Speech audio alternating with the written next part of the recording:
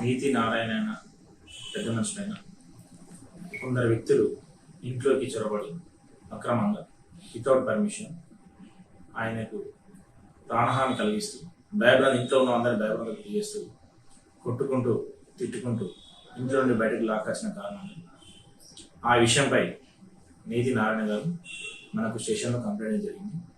ఆ complaint base చేసుకుని అతను చెప్పిన పర్సన్స్ మీద చట్ట ప్రకారం కేసు పెట్టడం జరిగింది. ఈ కేసు విషయమై అందులో ఇన్వాల్వ్ అయిన వ్యక్తులందరినీ కూడా చట్టానికి లోబడి ఏ విధమైన చర్యలు తీసుకోబోతాయో ఆ విధమైన చర్యలు తీసుకొని ఇలాంటి సంఘటనలు చర్యల పట్టణంలో కూడా మరొకసారి పునరావృతం కాకుండా కఠినమైన నిర్ణయాలు కఠినమైన చర్యలు తీసుకోవాలని ప్రజలు తెలియజేస్తున్నారు.